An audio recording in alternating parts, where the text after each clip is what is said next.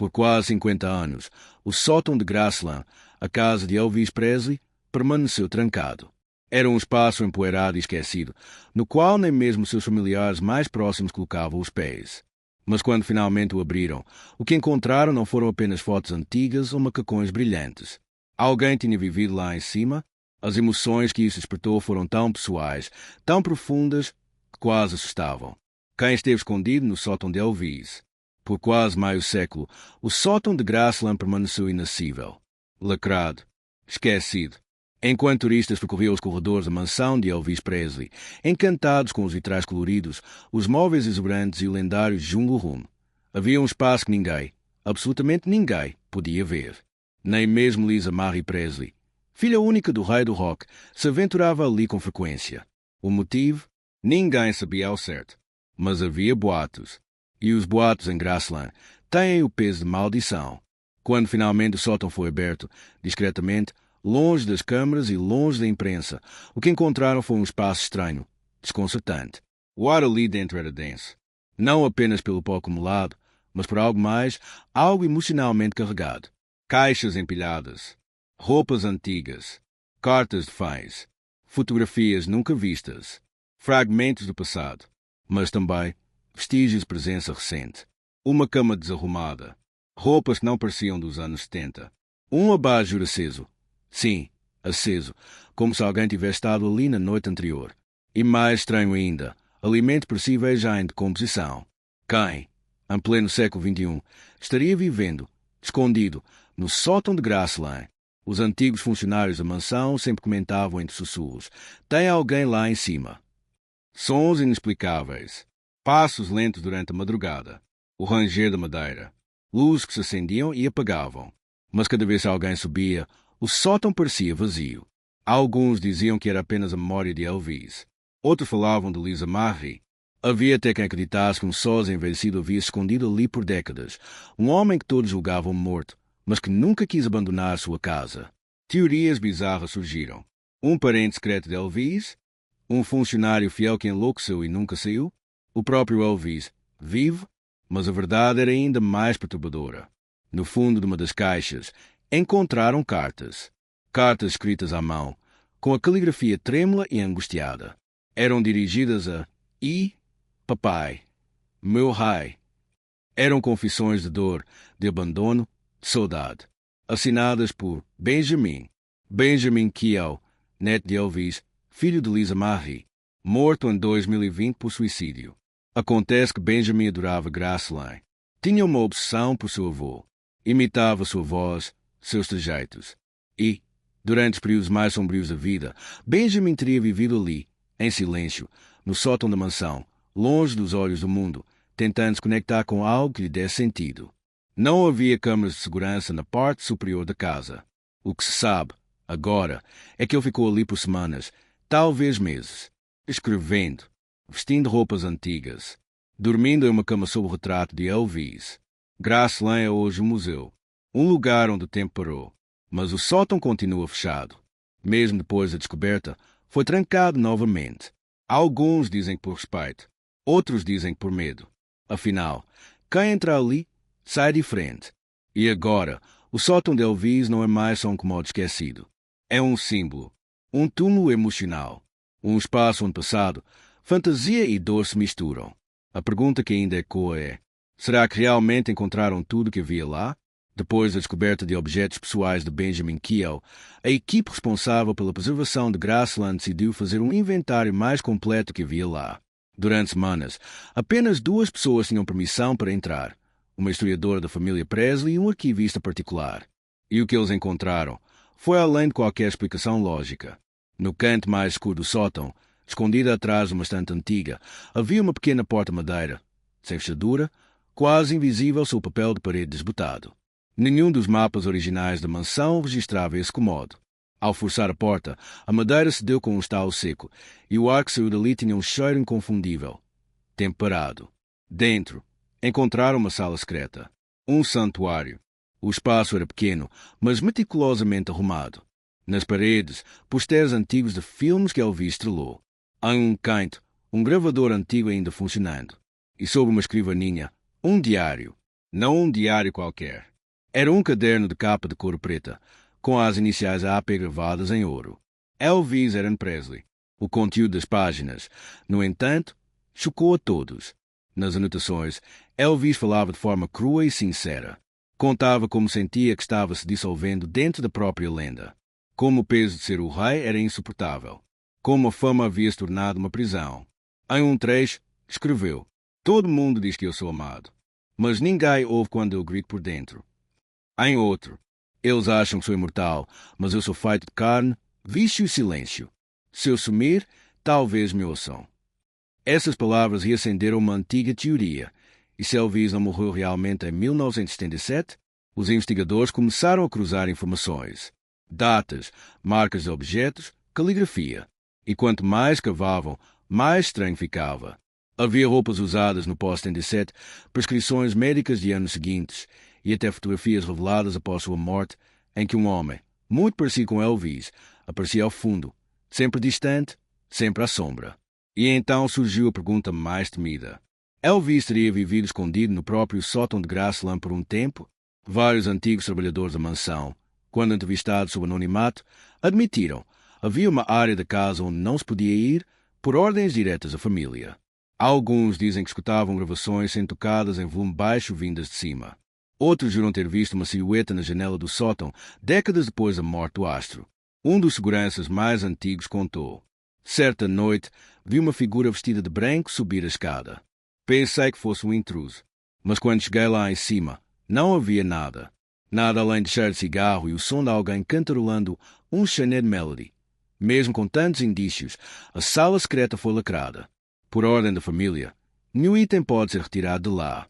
Dizem que Lisa Marie pediu que tudo fosse deixado como estava, como uma cápsula do tempo, ou talvez como um túmulo particular da alma de Elvis.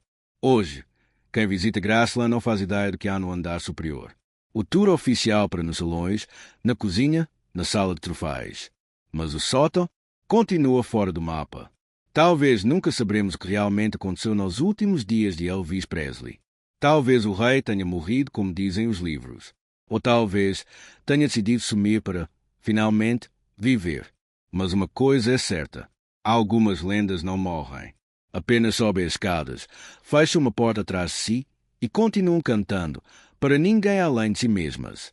Após o sótão ser novamente lacrado, a mansão voltou à rotina silenciosa dos visitantes guiados, dos flashes das câmaras e da música ambiente. Mas algo havia mudado. Desde que aquela porta secreta foi aberta, estranhos eventos começaram a ocorrer, discretos, mas constantes. Funcionários relataram luzes piscando sozinhas, vozes baixas nas madrugadas e, a mais perturbadora de todas, música tocando sem fonte aparente. Uma noite, por volta das 2 da manhã, o segurança noturno ouviu um piano. Era Cantel Falling in Love. Mas a sala onde o piano fica estava trancada e ninguém tinha a chave. Alguns parapsicólogos e estudiosos do paranormal passaram a visitar Graceland discretamente. Um deles, sob anonimato, afirmou que o sótão guarda uma energia emocional concentrada. Segundo ele, Elvis Presley era um homem profundamente espiritual, dividido entre o show business e a necessidade de silêncio. Esse mesmo especialista defendeu que os últimos anos de Elvis foram uma tentativa de se retirar do mundo, de entrar em si mesmo, quase como um monge pop, isolado, medicado, mas ainda criativo. Ele teria deixado marcas não apenas físicas, mas psíquicas, impressas nos objetos e nas paredes da mansão. Há relatos, não oficiais, de cães recusam-se a subir a escada que leva ao sótão. Outros dizem que, em noites chuvosas, se ouve uma voz masculina cantando algo inaudível, até que, por segundos, entoa nitidamente. Are you Lunzom Tonit? E se o sótão de Graceland fosse mais que um quarto abandonado? E se ele fosse uma espécie de purgatório emocional? O ponto mais alto da mansão, o mais distante dos visitantes, o mais próximo do céu? Alguns teóricos acreditam que Elvis construiu esse espaço ou o reformou, com a intenção de meditar, se isolar, se esconder, mas que, após sua morte, a energia impregnada ali o manteve presente, como se sua alma tivesse ficado retida em seu último refúgio. Lisa Marie, antes de falecer em 2023, teria dito a amigos próximos: "Quando subo lá em cima, sinto que ele ainda está esperando alguma coisa, mas não sei o quê." Graceland hoje é cercado por câmaras, visitantes, vigilância constante. Mas existe um ponto cego. Aquele mesmo sótão. Ninguém sobe, ninguém fala, mas todos sentem. Os guias, quando questionados, desviam o olhar. A Fundação Elvis Presley afirma que é apenas um espaço de armazenamento. Mas os rumores continuam. Alguns acreditam que há gravações inéditas escondidas ali. Outros, que há um testamento alternativo. E há os que creem que Elvis nunca saiu, nem vivo, nem morto. O sótão de Graceland é, talvez, a metáfora perfeita para o que Elvis representa. Um homem que voou alto demais, rápido demais e acabou preso nas alturas, sozinho. Lá em cima, entre caixas, retratos e roupas brilhantes, repousa o último segredo do rei. E enquanto houver silêncio naquele sótão, enquanto houver uma música que ainda ecoa à noite, talvez Elvis realmente nunca tenha deixado o prédio. Elvis era preso e nasceu em 8 de janeiro de 1935, na pequena cidade de Tupelo, Mississippi. Desde o início, sua vida foi marcada por um evento trágico. Ele nasceu com um irmão gêmeo idêntico, Jesse Garan Presley, que morreu ao nascer. Esse fato abalou profundamente sua mãe, Gladys, e criou entre os dois um laço quase místico e inquebrável. Durante a adolescência, sua família se mudou para Memphis, Tennessee, onde Elvis foi profundamente influenciado pela diversidade musical da cidade. Cresceu ouvindo gospel nas igrejas, blues nas ruas e country nos rádios locais. Essa mistura cultural e sonora moldou o estilo que mais tarde faria história. Foi em 1954, aos 19 anos, que Elvis gravou sua primeira música nos estúdios da Sun Records, That's Alright. Quando tocada pela primeira vez em uma rádio local, causou confusão. As pessoas ligavam perguntando, esse cantor é branco ou negro? Isso porque Elvis unia a intensidade do blues com a suavidade do country, e fazia tudo isso com uma voz que parecia não ter dono, só alma. Em 1956, já com a RCA Records, lançou Heartbreak Hotel, seu primeiro grande sucesso nacional. A partir daí, o fenômeno foi incontrolável. Com seus passos ousados no palco, o famoso rebolado e o olhar penetrante, Elvis conquistou uma geração inteira e escandalizou outra. Elvis também atuou em mais de 30 filmes, entre comédias românticas, musicais e dramas leves. Embora muitos críticos considerem esses filmes rasos, eles foram ferramentas poderosas para consolidar sua imagem como astro global. Mas, por trás das câmaras e dos holofotes, Elvis vivia um conflito. Preso entre o desejo de ser um artista completo e as exigências de um público voraz, passou a sofrer de insônia, ansiedade. Com o tempo, desenvolveu uma perigosa dependência de medicamentos prescritos. Elvis foi agenciado durante quase toda a sua carreira por Tom Parker, um homem misterioso, manipulador e altamente controlador. Parker via Elvis como um produto e fazia de tudo para extrair lucro, mesmo às custas da saúde física e emocional do cantor. Foi Parker quem impediu Elvis de fazer turnês internacionais, temendo problemas com seu próprio status legal nos EUA. E também foi Parker quem insistiu em filmes comerciais em vez de projetos mais desafiadores, sufocando o lado artístico de Elvis pouco a pouco.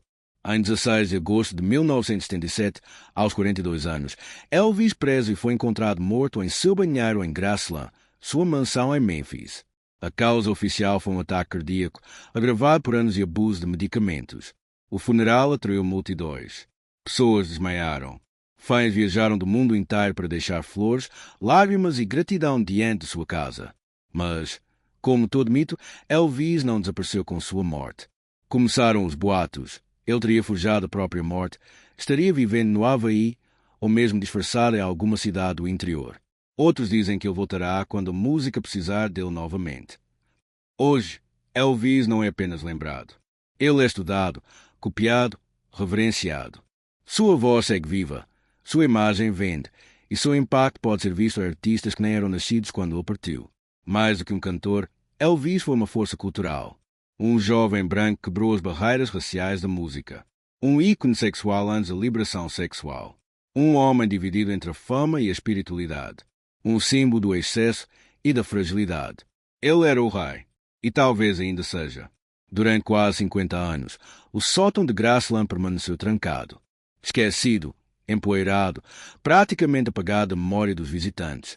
E, curiosamente, também dos herdeiros. Nem mesmo Lisa Marie Presley, filha única de Elvis, falava muito sobre o que havia lá em cima. Mas a verdade é que o sótão não era apenas um espaço físico.